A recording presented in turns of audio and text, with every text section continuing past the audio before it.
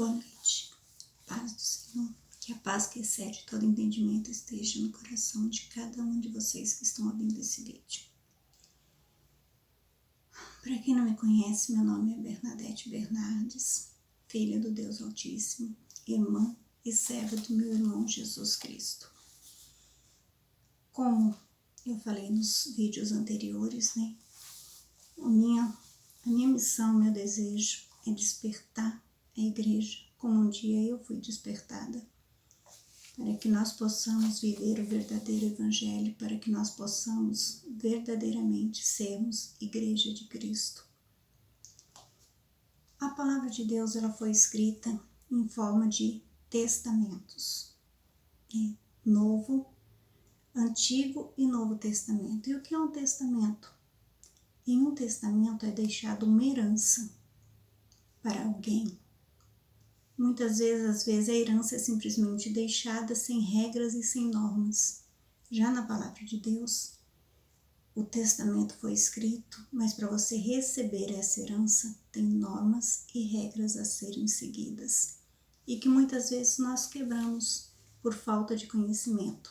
A palavra, lá está escrito que o meu povo perece por não conhecer as Escrituras e nem o poder de Deus. Esse é o motivo da maior parte do sofrimento do ser humano, falta de conhecimento das Escrituras, do que está escrito, das regras e normas a serem seguidas nesses testamentos e não conhecer o poder de Deus, porque muitas vezes a gente já ouviu falar de Deus, mas não conhece Ele verdadeiramente. E como eu falei no vídeo anterior, que foi despertando a igreja para uma verdadeira conversão, eu disse que ao se converter, nós nos tornamos igreja, mas muitas vezes não nos tornamos igreja de Cristo, e sim igreja de Satanás. Nossa, igreja de Satanás sim, porque quem rouba é ladrão, e quem acusa e calunia é Satanás. Esse é o nome. Muitas vezes a gente confunde, acha que Satanás é simplesmente um demônio. Não, aquele que caiu lá de cima, o nome dele não era esse, o nome dele era Lúcifer. Mas como quem rouba perde o nome e se torna apenas ladrão, quem acusa também perde o nome e leva o nome de Satanás, que foi o caso de Lúcifer. Perdeu o seu nome e todos o conhecem por Satanás. Raramente se fala o nome dele, mas sempre é chamado de Satanás, porque essa é a função dele, acusar, caluniar e levar a igreja de Cristo a se desviar da verdade. Quantas vezes nós, por ignorância, cobramos de Deus algo que é uma promessa dele, sim, mas nós não cumprimos as regras e normas para recebê-la e queremos cobrar dele, dizer que temos direito, porque muitas vezes essas igrejas satânicas pegam meias verdades e nos colocam como uma verdade inteira, para que nós venhamos chegar até Deus e cobrar de Deus algo que deveríamos primeiro nos consertar para poder receber. E como sempre, o Senhor me levou a lembrar lá no passado. Sempre eu volto lá atrás, porque é lá atrás onde nós erramos, é que nós devemos nos consertar. É de lá que estão as nossas falhas. Sempre vai ter algo errado, a maioria das vezes, em nós. As falhas estão em nós e não em Deus, porque Deus é perfeito. E uma vez, num dos cultos que eu estava, foi pregada meia verdade, que a palavra diz, e realmente está escrito, que se me ouvires e me obedeceres, comerás o melhor dessa terra. É a pregação? É verdade? Está escrito. Aí vai eu sair de lá, nova convertida ainda, saí de lá pensando, analisando a minha vida. Pera lá, Eu acredito em Deus verdadeiramente, eu tenho procurado fazer a vontade dele, eu tenho tentado sempre andar segundo o propósito dele. E por que eu não tenho comido o melhor dessa terra? Por que muitas vezes eu tenho passado necessidades? Eu acredito que muitas pessoas já fizeram esse questionamento para Deus, como eu fiz um dia. E ao questionar, ao chegar em casa, ficar sempre naquela dúvida: por que, Deus? Se tem algo de errado ainda em mim, me corrige, me diz. Porque se tem algo que me impede de receber o melhor dessa terra, me fala para que eu mude, para que eu possa receber. Aí a misericórdia de Deus é grande, infinita. E ele me questionou: o que é o melhor dessa terra? Quando me faz uma pergunta assim, quando ele devolve o que eu estou falando, o que eu estou questionando a ele, que ele devolve para mim, eu gelo, porque eu sei que fiz bobagem. Ele tornou a perguntar o que é o melhor dessa terra. E eu respirei, pensei, sei que ele viu o meu pensamento, porque ele é Deus. Ele me disse: o melhor dessa terra é ter uma casa boa, ter carro, ter conforto material. Isso é o melhor dessa terra? Mas eu não disse também não está escrito, que eu te disse para não juntar tesouros nessa terra, onde a traça e a ferrugem corrói, onde os ladrões escavam e roubam? Eu não disse isso? O melhor dessa terra é comer do bom e do melhor? Não é o corpo maior do que o alimento? E eu não disse para que não andes ansioso pelo que você vai comer ou pelo que você vai vestir? Não é uma ordem para que você não ande ansioso pelo dia de amanhã? Eu respirei fundo, fiquei quietinha, só ouvindo. E além do mais, eu falei também para você que a raposa tem seus covios, os pássaros têm seus ninhos, mas o filho do homem não tem onde reclinar a cabeça. Como cobrar uma coisa que eu não prometi? O melhor dessa terra não é a certeza da minha presença na sua vida. O melhor dessa terra não é a certeza de que seu nome está escrito no livro da vida e que um dia você estará aqui. Eu respirei fundo e falei: Senhor, perdão. Perdão por eu cobrar algo que o Senhor não me prometeu. O Senhor não me prometeu riquezas nessa terra. Isso pode vir sim. Então quem serve a Deus não pode ser rico? Pode, mas isso é consequência de buscar primeiro o reino dos céus e a sua justiça e as demais coisas, e essas coisas nos serão acrescentadas. Então, ir procurar bens materiais, procurar riquezas, Deus não prometeu isso. Muito pelo contrário, ele diz que no mundo nós teríamos aflições, mas que não temisse, porque ele venceu o mundo e com ele nós também venceremos. Não foi isso que ele prometeu? Estar conosco até a consumação dos séculos? Isso é o melhor dessa terra, é essa certeza de que temos alguém por nós. Mas muitas vezes trocamos por bens materiais, indo em busca de bens materiais, porque igrejas satânicas dizem que isso é o que temos que ter, que temos que ser cabeça e não cauda.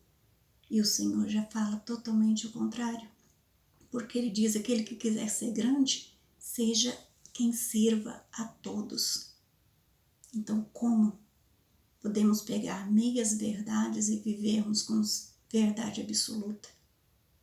Temos que ouvir a palavra de Deus. Quem é a palavra de Deus? Jesus. Se você está na dúvida sobre algo que você ouviu, olhe lá. Jesus sempre tem a resposta. Ele deixou tudo, tudinho respondido, bonitinho. O testamento ele é bem claro, mas muitas vezes é cômodo para nós ouvir apenas o que nos agrada. Qual de nós já não questionou a Deus sobre a nossa vida financeira? Por que sofremos tanto? Por que muitas vezes passamos até necessidades? É isso que Ele quer para as nossas vidas? Não. Ele tem o melhor para nós. Mas é necessário obediência para que o testamento se realize, para que essas bênçãos, essa herança contida no testamento seja real em nossas vidas. Vamos parar um pouquinho e ver por que muitas vezes a vida financeira não é abençoada. Em Malaquias 3:6 diz que o Senhor não muda, que desde os tempos dos nossos pais nós nos desviamos dos seus estatutos e dos seus mandamentos. Por isso sois amaldiçoado. Qual estatuto e qual mandamento? E ele fala mais, né? Porque ele diz para a gente tornar ele e ele tornará a nós.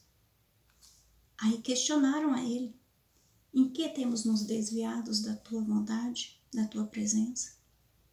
Quantas vezes ele diz para nós: emprestarás a muito, mas tu, porém, não pedirás emprestado. Você já parou para pensar? Quantas vezes você quebra este mandamento? Porque ele falou que perece por não obedecer às escrituras e nem os seus estatutos e mandamentos, não guardar. E esse é um: emprestarás a muito, mas tu, porém, não pedirás emprestado. Ah, mas se eu não peço nada emprestado para ninguém. Sabia que quando você vai numa loja, compra alguma coisa a prazo, você está pegando isso emprestado? É, porque pegar emprestado não é pegar algo e dizer que vai devolver depois. Você não vai devolver o objeto, mas você vai devolver o dinheiro. Então você pegou emprestado. E da mesma forma que se você pegar emprestado e não pagar, às vezes a pessoa vai lá buscar o que te emprestou, a mesma coisa é isso. Quando você compra alguma coisa, você está pegando emprestado.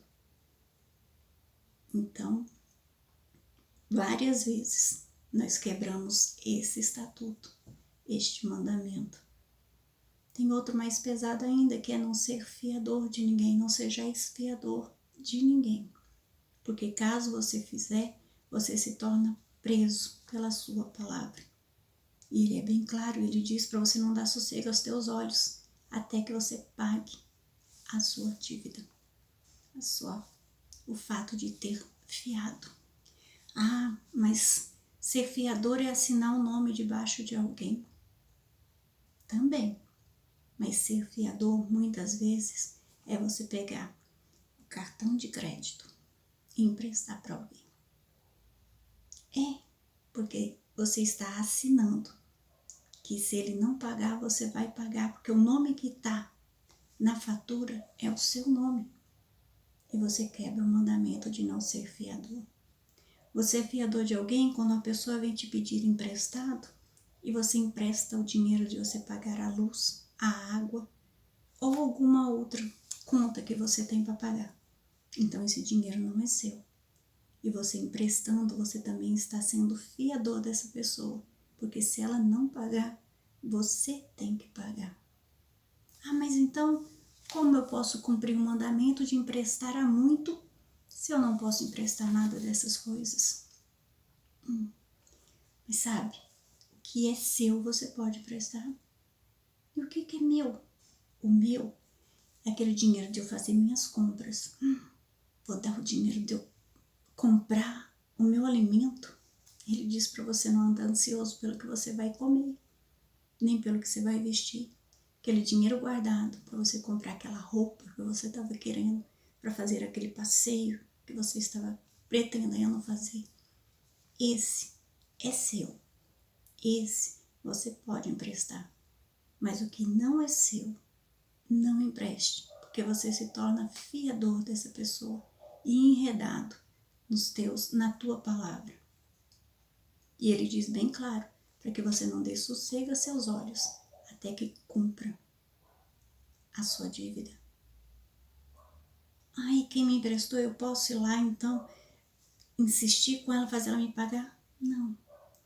Ele fala também que se você emprestar, você não pode obrigar a pessoa a te pagar, se ela não tiver condições de pagar. E é complicado, é difícil, mas é isso que ele deseja que nós façamos. É isso que o testamento manda que nós façamos para poder receber a nossa herança.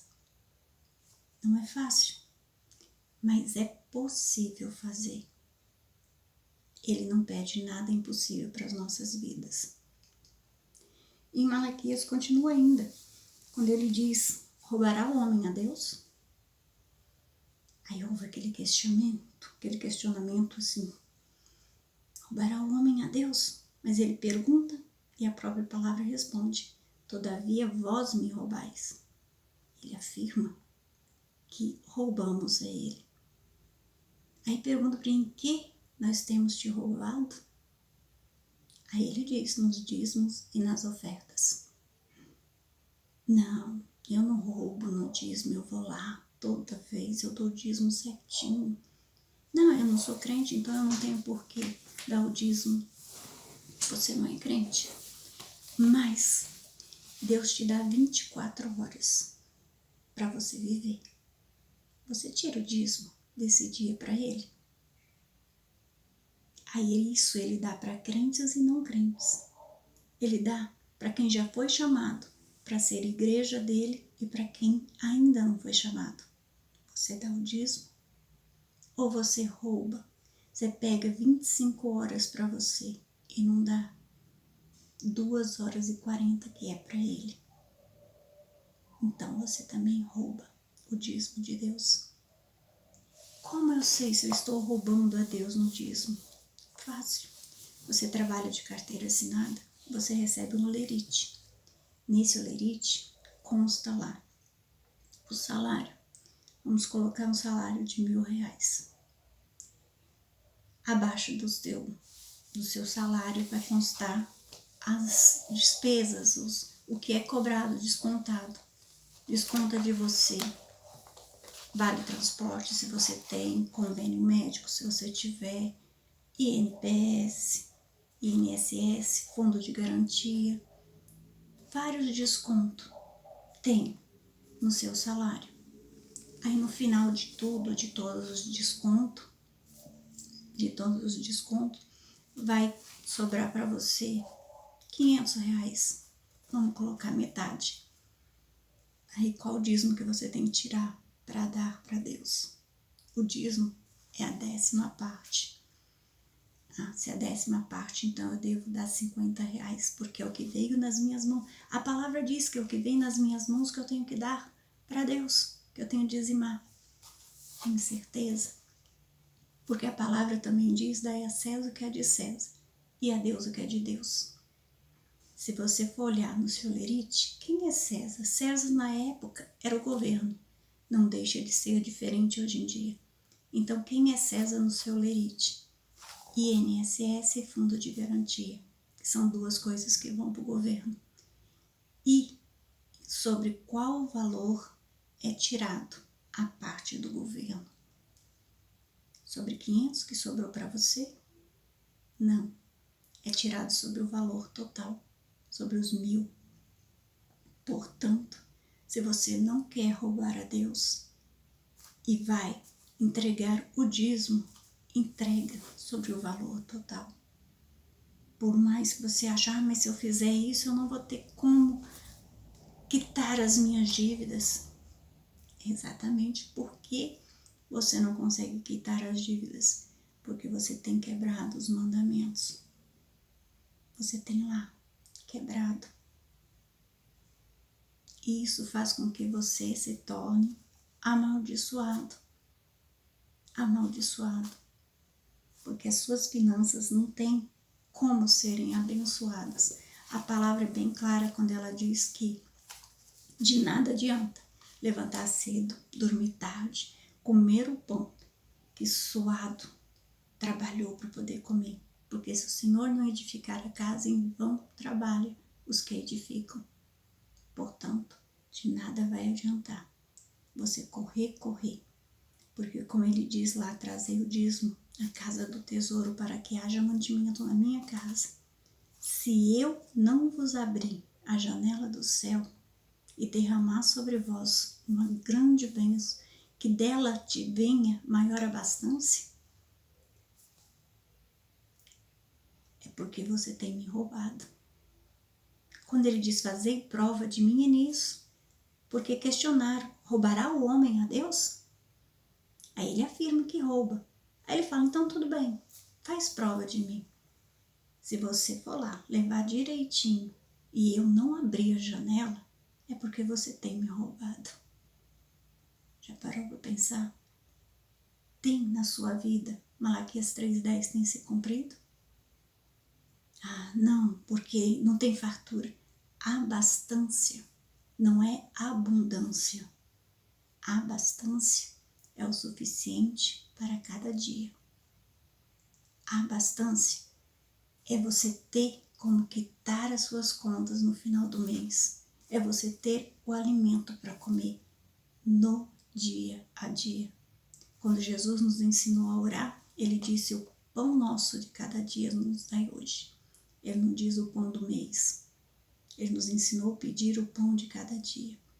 E ele ensinou também a perdoar. Perdoai as nossas dívidas, assim como nós perdoamos os nossos devedores. Então, o perdão de Deus está condicionado à forma que eu perdoo quem está me devendo.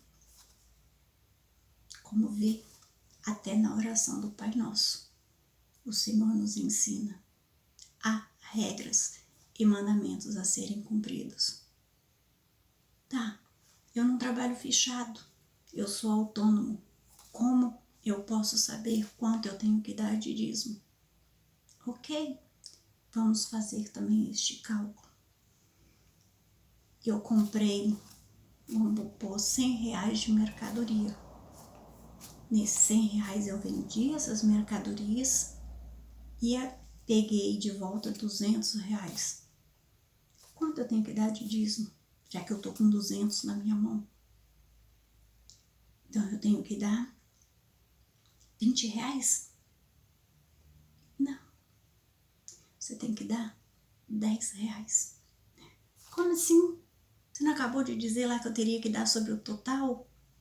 Não. Mas nesse caso, os R$100 que você comprou a mercadoria já era um dinheiro abençoado e dizimado. Eu acredito nisso. Se ele já era um dinheiro abençoado e dizimado, aqueles R$100 já estavam sobre a bênção do Senhor.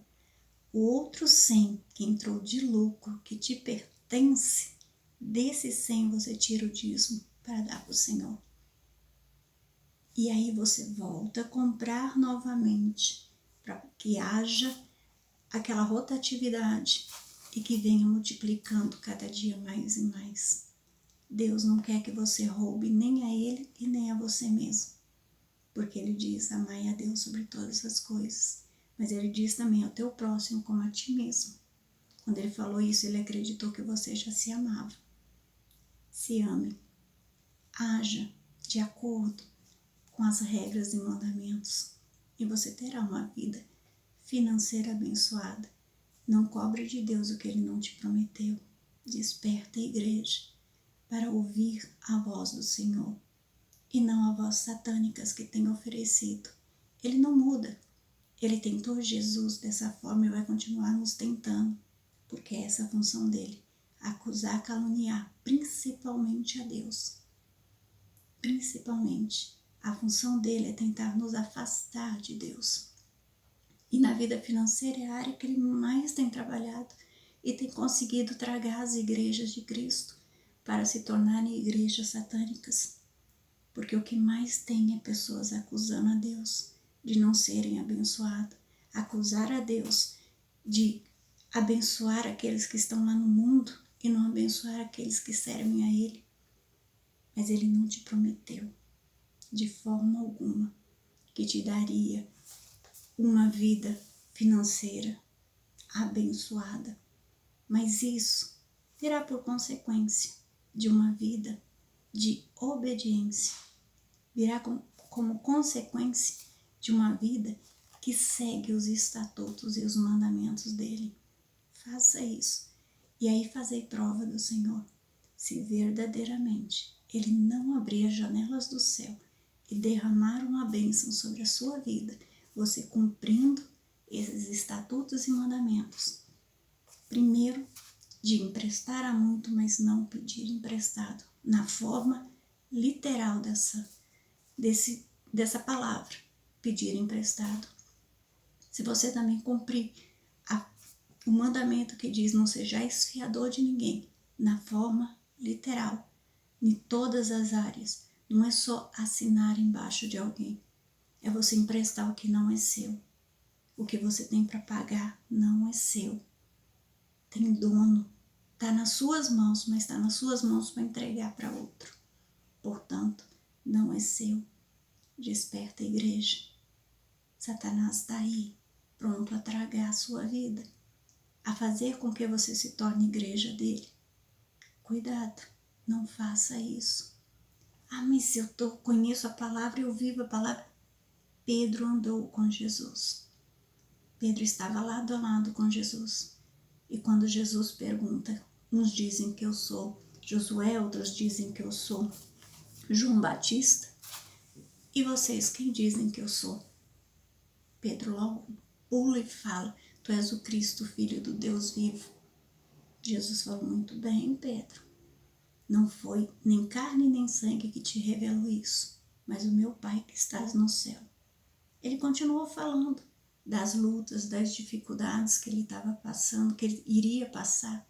E Pedro também, mais uma vez, se levanta e diz, de maneira nenhuma você vai passar por isso.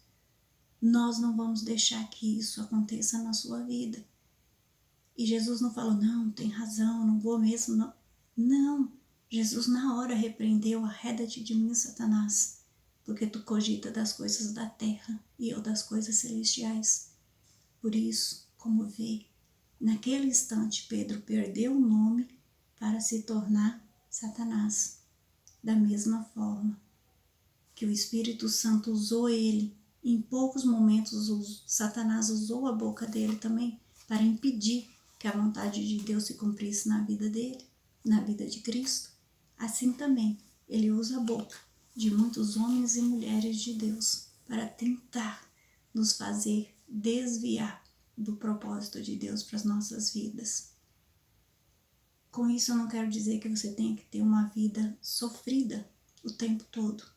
Obedeça, porque a palavra é bem clara quando ela diz que meu povo perece por não conhecer as Escrituras e nem o poder de Deus. Que o Espírito Santo abra seus entendimentos, que vocês possam, como eu, buscar se despertar como igreja de Cristo e tentar de todas as formas resistir ao diabo, se sujeitar a Deus e resistir ao diabo para que ele fuja de vocês. Que o Senhor abençoe as vossas vidas, que o Espírito Santo complete aquilo que porventura eu não consegui passar, que o Espírito Santo possa trazer a revelação para a vida de vocês e que vocês venham ter uma vida financeira abençoada por Deus, porque como dono de uma empresa não gasta nem uns centavos sem consultar o departamento financeiro. Que Deus, que nosso Senhor Jesus Cristo, que o Espírito Santo seja o dirigente do departamento financeiro das suas vidas e que cada vez que você tiver que lançar mão das suas finanças, que você vá até lá para poder saber o que você pode e não pode fazer. Porque caso contrário, como uma empresa, por maior que seja o dono, é necessário consultar, que nós venhamos também ter nossas vidas guiada e direcionada pelo departamento financeiro e que o nosso contador seja o Espírito Santo para poder nos direcionar para termos uma vida em abundância, porque é isso que Jesus quer que nós tenhamos. Ele disse que ele veio para nos dar vida e vida em abundância. Vamos verdadeiramente nos despertar para uma vida em abundância, mas seguindo as ordens, normas e regras inscritas no testamento deixado para as nossas vidas. Que o Espírito Santo abra o entendimento de cada um. Vocês tenham uma noite abençoada por Cristo. Em nome de Jesus, que Ele possa se fazer presente em nossas vidas. Amém e amém, Jesus. Boa noite.